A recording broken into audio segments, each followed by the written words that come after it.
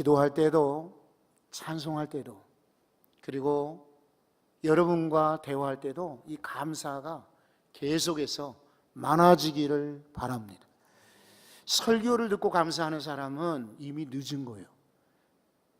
평소에 늘 감사가 넘치는 우리 귀하고 복된 평화의 성도들 되시기를 바랍니다.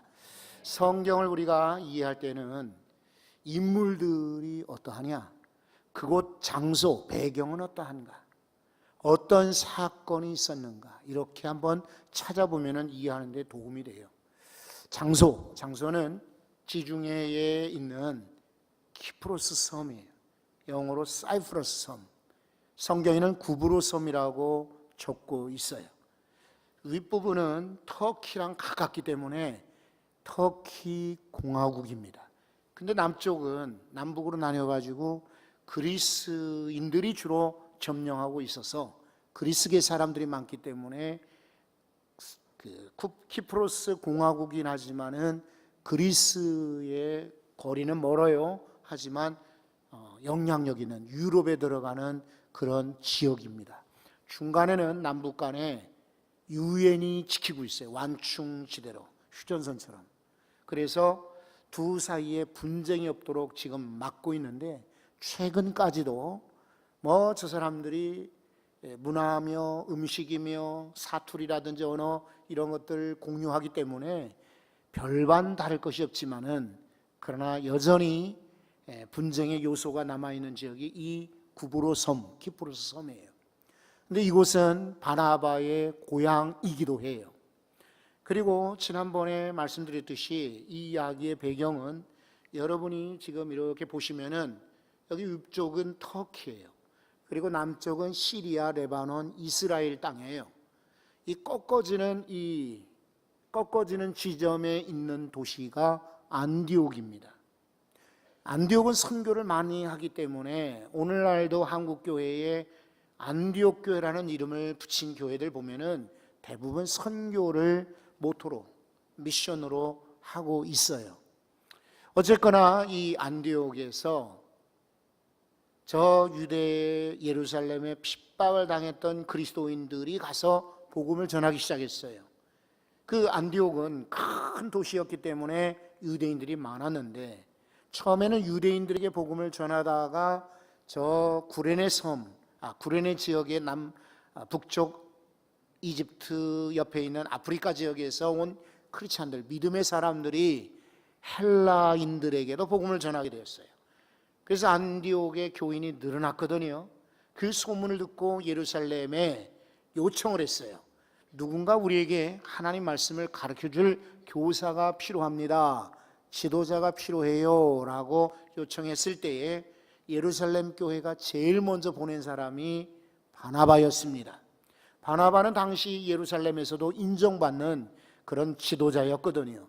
인품도 좋고 실력도 있고 그리고 넉넉하게 돕기도 할 뿐더러 바로 그 안디옥 앞에 있는 섬, 키프로스 섬 출신이기 때문에 안디옥을 잘 이해하는, 유대인이면서도 헬라인들을 이해하는 듀얼 랭귀지 혹은 듀얼 컬처, 두 가지 문화, 다문화적 사역자였단 말이죠. 그래서 이 사람을 제일 먼저 교사로 파송을 했어요. 이 안디옥에 가서 가르치다 보니까 수는 자고만 느는데 혼자 가르치기가 벅차단 말이죠. 그래서 고향에 가서 은거하고 있는 사울을 찾아와요. 사울을 기억했다가 다소까지 가서 데리고 옵니다. 와서 둘이서 함께 가르쳤더니 시너지 효과가 있었던 거죠. 더 많이 늘어나게 되었고 그리스도인이라는 별명을 처음으로 얻게 되었어요. 그리스도를 따르는 사람들, 크리스찬이라는 이름을 얻게 되었어요. 그런데 성령께서 기도하는 가운데 지시하십니다. 너희들 교회가 선교했으면 좋겠다. 그래서 저들이 기도하고 금식한 다음에 사람 둘을 뽑았는데, 제일 유능한 사람, 제일 아주 영향력 있는 지도자인 사울과 바나바 두 사람을 선택하게 되었어요. 그래서 교회에서 이 두 사람에게 안수해서 파송을 한 것이 오늘 13장 1절에서 3절까지의 내용이고요. 그 사람들이 지금 4절에 보면은 두 사람이 성령의 보내심을 받아 떠났다 그랬어요. 어디로 갔느냐면, 자, 우선 실루기아에 내려갔습니다. 안디옥이 곧바로 해안하고 이어지진 않아요. 서울과 인천과 약 2평 정도 거리예요. 그러니까 인천항까지 내려간 겁니다. 가서 거기서 배를 타고 구브로 섬에 가는데 약 100km 정도 떨어져 있어요. 100km. 지금 같으면은 안디옥에서부터 이곳까지 2시간, 3시간이면 쾌속정으로 갈 수도 있고, 배를 타고도 건너갈 수가 있고, 관광객들은 터키에서 키프루 섬으로 많이들 놀러도 가기도 해요. 근데 그 당시는 배 속도가 그렇게 나지 않았기 때문에 아마 하루 종일 걸렸을 겁니다. 그리고 제일 먼저 도착한 곳이 여러분 살람이라고 하는 지역이에요. 5절에 보면 살람이, 여기서 복음을 전하다가, 자, 예루살렘에서부터 데리고 온 바나바의 생질 조카가 있어요. 이 사람이 마가라고도 하는 요한입니다. 이름이 요한인데 이 요한을 여기서 임명을 해요. 수행원으로. 근데 이 수행원이라고 하는 말은 원래 배 밑에서 노를 젓는 자, 이런 뜻을 가지고 있어요. 그러니까 이 마가는 동력자라기보다는 이 두 사도들, 두 선생님들, 두 복음 전도자들을 밑에서 돕는 자예요. 이게 처음에는 너무 그것이 힘들어가지고 이 구브로 섬에서 이 사람은 다시 그냥 안디옥으로, 결국 예루살렘으로 떠나버리고 말아요. 이 사울에게, 즉 바울에게는 상당한 상처가 되었죠. 그 때문에 싸움도 벌어져요. 그래서 바나바와 결국은 헤어지게 됩니다. 1차 전도 여행 중에 나눠지는 그런 일도 있었어요. 하지만 나중에 보면은 디모데 후서에 보면 마가가 내 옆에 있다라고 말하고 있습니다. 그러니까 다시 이 사람은 사울, 즉 바울이 된 이 바울 사도 곁에서 말년의 끝까지 지켜주었던 인물로 알려지고 있어요. 초창기에는 오해도 있었고 고생도 했고 문제도 있었고 분란도 있었지만은, 그러나 끝에 가서는 함께 동력했던 아름다운 피니시 웰, 그러니까 끝맺음이 잘 되었던 그런 동력자라고 말할 수가 있어요. 어쨌거나 이제 이 사람들이 섬을 가로질러서 저 남쪽의 바보라고 하는 지역에 들어가게 됩니다. 여러분이 한번 6절을 보십시오. 그곳에 갔더니 바 예수라고 하는 인물이 있는데 이 사람이 참 재밌어요. 유대인이긴 해요. 그런데 거짓 선지자입니다. 게다가 마술사라는 그런 특이한 일을 하고 있어요. 근데 이 사람은 자기 별명도 엘루마, 즉 이 말을 번역하면, 가로 안에 성경에 그렇게 돼 있죠. 번역하면 마술사라, 마술을 행하는 사람이에요. 근데 상당히 영향력이 있었는가 봐요. 왜냐하면 그 섬 지역의 약간 폐쇄성이 있고, 그리고 섬 사람들이 세상의 문화를 많이 접할 기회가 없기 때문에 일부 특이한 마술을 행할 때 사람들이 확 쏠리는 경향이 있어요. 여러분, 오래된 교회거나 이렇게 견문이 넓지 않은 그런 교회거나 또 몇몇 특정한 사람들이 주도하는 그런 교회들 보면은 외부에서 뭔가 새로운 거, 신기한 거, 색다른 이야기를 하게 되면 쉽게 빠지는 그런 성향이 있어요. 그러니까 우리 교회도 50주년이 되었는데 이제 장성한 그런 교회가 되지 않았습니까? 근데 자칫하면은 이런 데 미혹되거나 쉽게 빠질 수가 있어서 우리 경계해야 합니다. 어쨌건 이 바에수라는 사람을 만났는데, 이 사람은 그 당시 그 키프로스 섬을 관할하고 있는 총독에게 딱 달라붙어서 총독의 신임을 받는 자였어요. 한번 7절을 보십시오. 그가 총독 서기오 바울과 함께 있더라 그랬어요. 우리말 성경이 한자어 성경에서 번역이 되다 보니까 한자어를 그대로 가져다가 바꾸는 과정에서 서기오 바울 이렇게 됐지만은 세르기오스 파울로라고는 이태리 이름이에요. 세르디오스 파울로, 이 사람의 이름이 서기오 바울인 거예요. 귀족 출신이며 상당한 영향력을 가지고 로마의 총독으로 이 구브로 섬 전체를 통치하는 총독이었어요. 막강한 그런 권한을 가졌죠. 근데 이 사람이 마술사, 이 바예수라고 하는 인물을 가까이 둔 거예요. 이 사람은요, 지혜 있는 사람이다 그랬어요. 근데 사울이나 바나바를 만나기 전에는 이 마술사가 최고의 인물인 줄 알고 있었는데 분별력이 있었던 거죠. 내가 저 외지에서 온 사람들도 한번 받아들여서 저들이 뭘 얘기하는지 한번 들어봐야 되겠다.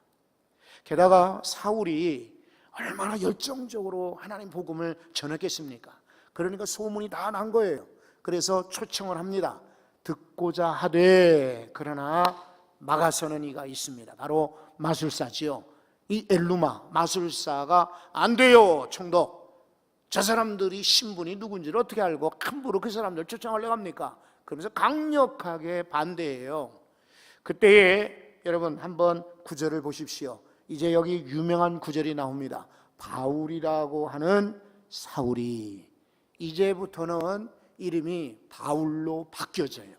그동안 사울이었는데 바울로 이름이 바뀌어지는 그런 역사적인 그런 문구가 바로 구절에 소개되어 있습니다. 이 사울이 그를 정면으로 똑바로 바라봅니다.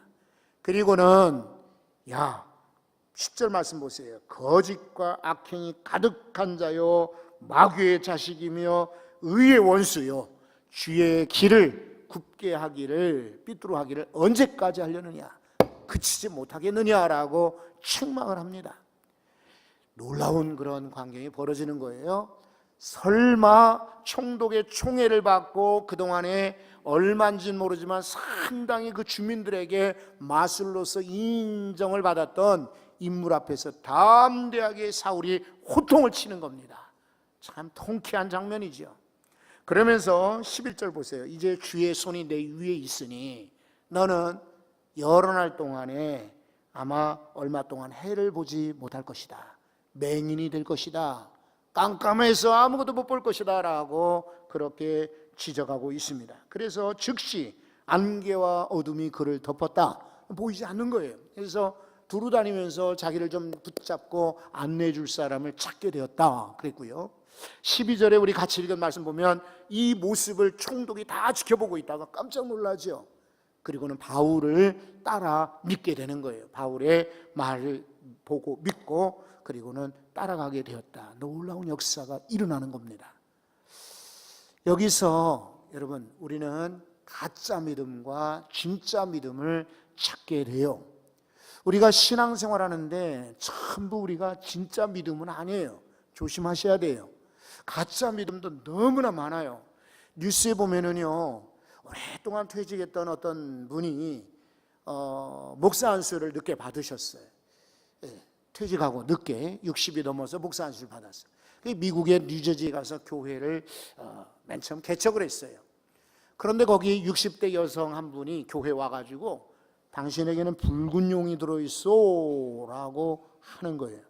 깜짝 놀랐어요. 그런데 공교롭게도 이 남자, 이 목사된 이가 나중에 진술하기를 마침 그때의 꿈속에서 붉은 용이 나타났다는 거예요.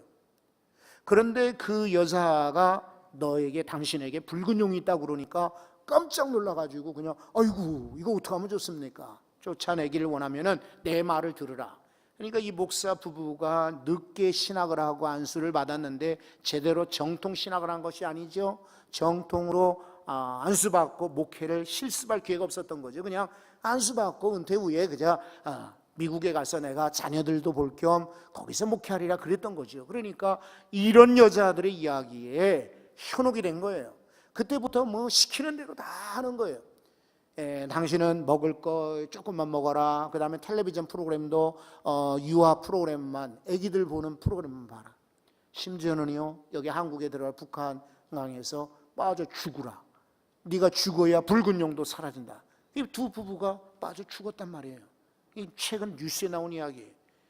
이게 얼마나 어리석은 일입니까? 우리가 이런 이야기를 들을 때마다 아이고 참 어리석네 그러겠죠.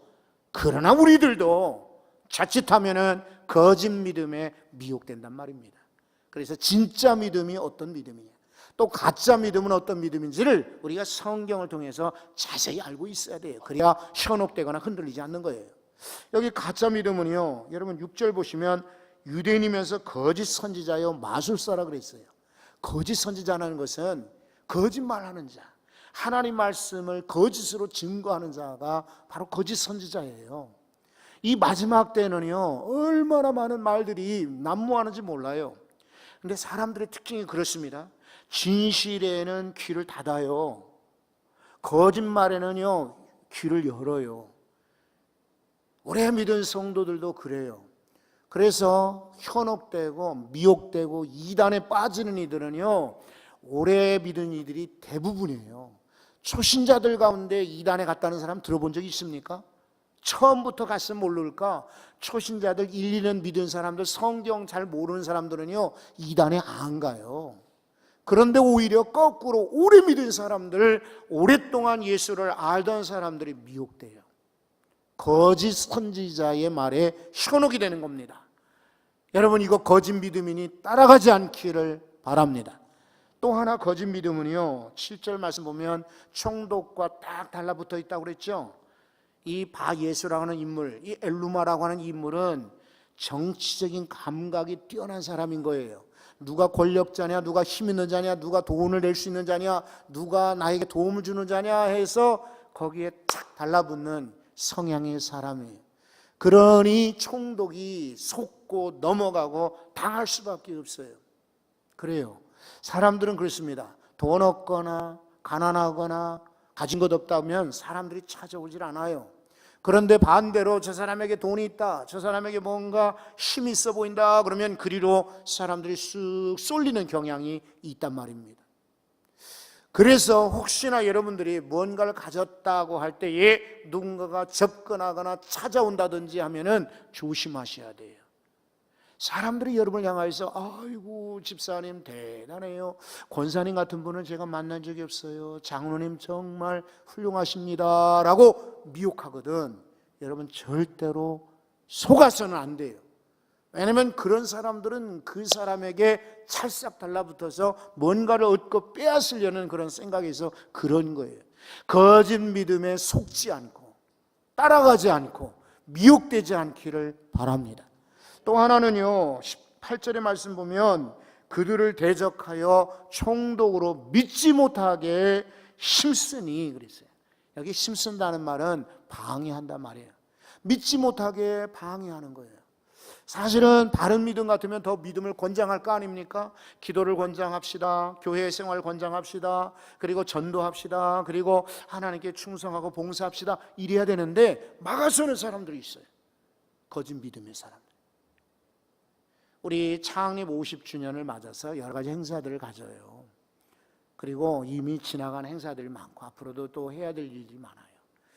그러다 보면 성도 여러분들이 참 희생하는 부분이 많습니다. 몸으로도 희생하고 때로는 물질로 희생하고 때로는 그것 때문에 다른 것보다 신경을 온통 다 그곳에 쏟아야 할 때가 있어요. 그러면은 주변에서 야, 정말 장로님 대단해요, 장로님께서 충성하고 열심히 하니까 우리 교회가 정말 든든히 서지 않아요? 이렇게 격려를 해야 돼요.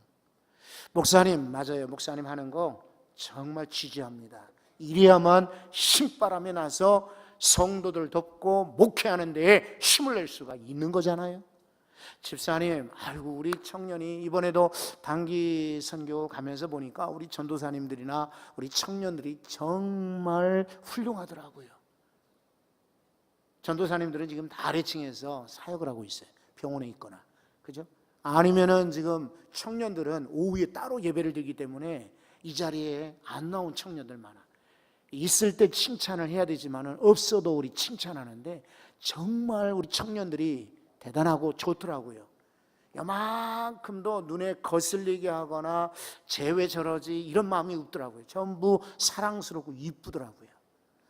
여러분 이러면서 우리 청년을 격려하고 우리 같이 가는 선교팀들을 격려하고 선교사님들을 격려하고 할 때 힘을 얻고 하는 거지요. 하나님 말씀을 전하는데 막아서선 되겠습니까? 거짓 믿음이에요. 가짜 믿음이에요. 그러면 진짜 믿음은 어떤 믿음인가 한번 보십시오. 자, 우선 4절 보시면 두 사람이 성령의 보내심을 받았다. 이거 진짜 믿음이에요. 성령의 지시를 받는 겁니다. 성령이 움직일 할 때 따라가는 게 바로 이게 진짜 믿음인 거예요. 여러분 9절에도 보시면 바울이라고 하는 사울이 성령이 충만하였다 그랬죠. 성령 충만했기 때문에 진짜 믿음인 거예요. 혹시 저와 같은 생각을 하실지 몰라서 여러분들에게도 말씀을 드려요.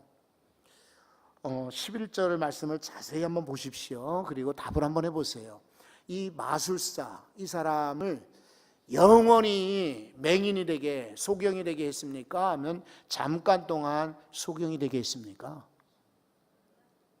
성경을 한번 보시고 답을 해보세요. 예? 얼마간입니다. 얼마간. 왜 그랬을까요? 이 바울이요, 원래 이 사람 밉지요. 완전히 그냥 소경으로 만들 수도 있어요. 하나님, 이 사람은 영원토록 보지 못하게 해주세요 라고 할 수도 있지만은, 그러나 사울은 그런 인격의 사람이 아닌 거예요. 잠깐만 안 보여도 깨닫고 오리라. 그죠? 우리가 이 바울의 인격을 배우셔야 돼요. 그리고 바울은 자신도 체험이 있어요. 주 예수님을, 예수 그리스도를 저 다메섹에서 만났을 때 저가 잠깐 동안 보지 못했으나 아나니아가 와서 안수할 때 눈이 떠졌거든. 그걸 기대했던 것 같아요. 그래서 이 사람이 정말 악한 사람, 대적하는 사람, 거짓 믿음의 선지자였지만은 그러나 영원히 내치지 않고 기회를 준 거예요. 여러분, 우리 성도들도 사도 바울 같은 그런 믿음의 사람 되셔야 돼요. 누가 미워 죽겠어? 그래도 영원히 이거 아니에요. 하나님, 잠깐 동안 저분이 안 보입니까? 보이게 주십시오. 여러분, 바울 같은 그런 인격, 믿음을 가지시기 바라요. 이거는 성령의 부르심대로, 성령이 보내시는 대로, 성령이 충만하기 때문에 이런 일들이 벌어지는 것입니다. 여러분, 성령으로 충만하시기를 간절히 축원합니다. 우리 집에 이런 것도 있고 저런 것도 있고, 나는 내 호주머니에, 내 지갑에 나 이것도 많고 저것도 많고 자랑거리가 있어요. 그런데 성령이 빠져버리는, 알맹이가 빠져버리는 빈 강정 같은, 빈 속 같으면, 빈 깡통 같으면 소리만 요란하지 아무짝에 쓸데가 없어요. 겉으로는 여러분 우리 주름이 늘어나고 허리도 이제는 제대로 펼 수 없고 걸음도 불편하고 말도 잘 나오지도 않고 기억력이 없어져서 어제 들었던 이야기 오늘도 잊어버려요. 점점 우리가 약해져요. 그래도 여러분 마지막까지 성령님은 충만한 성도들 되시기 바랍니다. 그래야 돼요. 진짜 믿음은 성령의 지시를 받는 거예요. 또 하나 진짜 믿음은요, 하나님 말씀을 전하는 것이죠. 5절에 보면 하나님 말씀을 유대인의 여러 회당을 다니면서 전했다 그래요. 그리고 7절에 보면 총독이 바울과 바나바와 사울을 불러다가 하나님 말씀을 듣고자 한지라. 왜냐하면 바울이 하나님 말씀 전하는 자였기 때문에. 저 옥상에 큰 그 터반이 있어요. 모터가 있어요. 그 모터에 엔진이 있어요. 근데 엔진에 약간의 오래됐으니까요, 이제 이물질이 꼈나 봐. 그래가지고 이제 멈추게 돼요. 그러면 이번 주일날 에어컨을 틀 수가 없어요. 그래서 불렀어요. 사람을 부르는데 1번 유리가게 아저씨를 불렀다. 2번 동사무소 직원을 불렀다. 3번 북경 중국집 배달 아저씨를 불렀다. 4번 보일러 기술자를 불렀다. 몇 번이에요? 제가 여쭤보는 건 항상 답은 맨 마지막에 있어요. 필요한 사람을 불러야 고칠 거 아니에요. 왜 총독이 바나바와 사울을 불렀을까? 구부로 섬에 많은 사람들이 있었지만 하나님 말씀을 전했기 때문에 그 말씀 듣고 싶어서 바나바와 사울을 부른 거예요. 여러분, 진짜 믿음을 가지고 계시면 여러분도 어디 가든지 때를 얻든지 못 얻든지 말씀을 전하시기를 바랍니다. 선교사님이나 목사님이 되어서 장로님이시거나 책을 지어서 복음을 전하는 게 아니에요. 여러분들이 얼마든지 여러분의 행동으로, 사업으로, 여러분의 말로, 표정으로도 복음을 전할 수가 있습니다. 경상도 지역에 가면은요, 예? 여러분 참 안타까운데 가까이 있는 사람은 제가 얼마나 목소리가 좋은지 몰라요. 그래가지고 제가 은퇴하면 저 성가대 앉겠습니다 그랬더니 성가대 앉는 분들이 비웃더라고요. 우리가 그렇게 만만한 줄 아나 그러는데 경상도 지역에 가면은요 제 목소리를 알아줍니다. 식당에 한번 갔더니 식당 주인이 주문을 받으려고 생각 안 하고요 저보고 그래요. 선생님은 뭐 하는 분이시기에 이렇게 목소리가 좋습니까? 그래. 은퇴 후에 언양에 가 살려는 그런 마음이 조금은 있어요. 그쪽 동네에 가면은 목소리를 좋아해요. 여러분들의 표정으로, 여러분들의 말솜씨로, 여러분 예전에 말씀드린 적이 있잖아요. 제가 섬기던 교회가 요 근처에 있었는데 그때도 여기 평화교회가 있었고요. 저희 이제 우리 교회 학생들과 여기 평화교회 학생들과 같이 이렇게 경기도 하고 시합도 한 적이 있었는데 아마 여기 계신 분들 잘 모르는 분들 많으실 거예요. 그런데 우리 교회 장로님 한 분, 원로 장로님이 한 분 계셨는데 그분은요 신기한 기술이 있어요. 동전 있지 않습니까? 동전을 입으로 넣어가지고 귀로 빼요. 신기하죠? 그리고 배꼽에서 나와요 동전이. 탁구공을 몇 개를 손가락에 끼우는데 눈 감아봐 샥 하면은 탁구공이 하나예요. 그리고 제대로 눈 떠봐. 그리고 착 손을 피면은 또 공이 또르륵 박혀 있어요. 신기하죠? 그러니까 주일학생들이 그냥 막 전도되어 나오는 거예요. 이 장로님은 학교 앞에 가서 골목길에 가서 아이들만 보면 마술을 하는 거예요. 그러니까 야, 너 이런 마술 배우고 싶어? 그러면 나 따라와 해가지고 우리 교회에 마술반이 생길 정도로, 마술교실이 생길 정도로 주일학생들이 빵빵하니 많았어요. 여러분 기능, 기술, 재능 어떤 것이든지 하나님께 선교의 도구로 이용될 수가 있어요. 제가 이번에 4곳을 방문했는데 참 마음에 도전을 받고 감동을 받았어요. 우리가 정말 헌금을 해가지고 선교센터를 지었지 않았어요. 근데 그 동네가 면소재지에서 약간 떨어진 곳이라는데 밀림이더라고요. 그 텔레비전 프로그램에 자연인 하면은 이렇게 산속에 들어가 사는 사람들 그 모습이 소개되듯 그런 시골이에요. 그런 시골에 선교센터가 2층으로 지어졌는데 와 정말 멋있어요. 이럴 때 사진을 보면은 참 좋을 텐데 사진 나오잖아요. 이거 봐요. 이렇게 이건 다 지어지기 전이라 이런데요. 앞으로 더 완공이 되고 나면은 정말 멋진 장소 될 것 같아요. 선교사님이 이곳에다가 어린이집을 열고 싶대요. 그리고 학교를 열고 싶다고 그래요. 동네 아이들이 많더라고요. 그래서 아마 학교를 열면 기독교 정신으로 말씀 가르치는 기독학교가 열릴 것 같아요. 참 감사해서 저희가 돌아왔어요. 2번째로 방문한 교회가 있어요. 그림은 참 멋진데 안에 들어가니까 창고 같아요. 이 교회는요 조금 설명을 드려야 돼요. 과거 10년 전만 해도 100명 넘는 많은 성도들이 있었대요. 지금은 10명. 우리 기도하고 나오는데 목사님 사모님이 막 울어요. 눈물을 닦아요.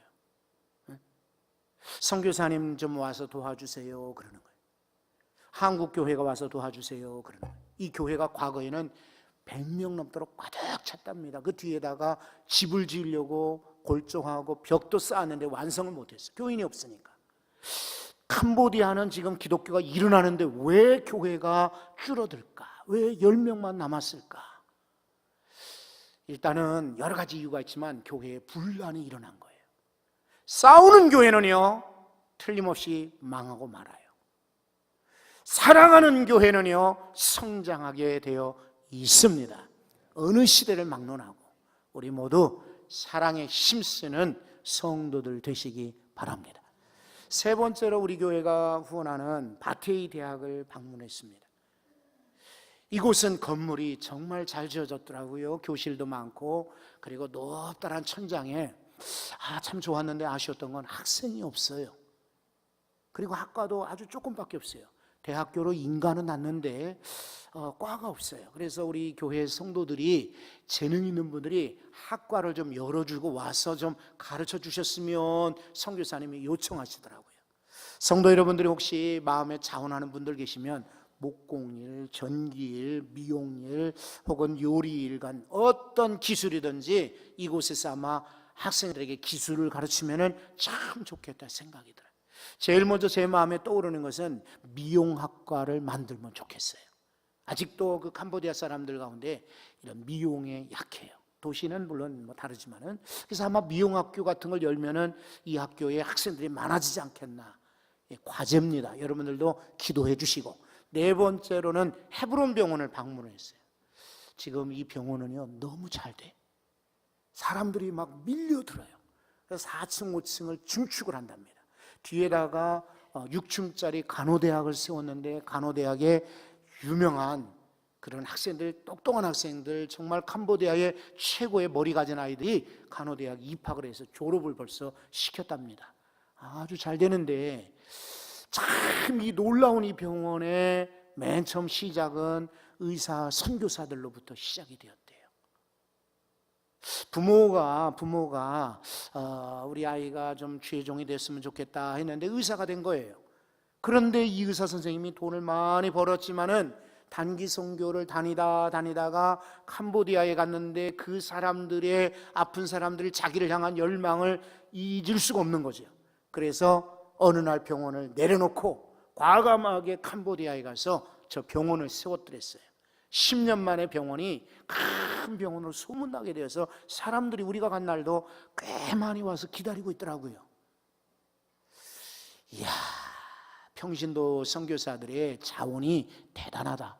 목사 선교사, 안수받은 선교사만 중요한 게 아니라 정말 저와 같은 의료 선교사, 교사 선교사, 그리고 필요한 그런 기능을 가진 기술자 선교사들이 필요한 곳이 캄보디아구나. 기도 제목도, 그리고 많은 감동도, 그리고 정말 멋진 시간들을 보냈어요. 여러분, 때를 얻든지 못 얻든지 사도 바울처럼 복음을 전합시다. 12절 마지막 말씀 보시겠습니까? 이에 총독이 그렇게 된 것을 보고 믿으며 주의 가르치심에 놀라워하더라. 이 총독이 변한 겁니다. 그러므로 그 땅에 복음이 이루어지게 되었습니다. 여러분, 진짜 믿음, 가짜 믿음을 분별할 수 있기를 바랍니다. 가짜 믿음은요 남을 해칩니다. 가짜 믿음은 남에게 상처를 주고요, 남을 넘어뜨리고 남을 믿음에서 막아 세웁니다. 진짜 믿음은 성령 충만하고 하나님 말씀을 전하며 가는 데마다 놀라운 역사를 일으킵니다.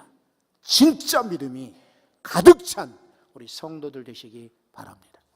하나님,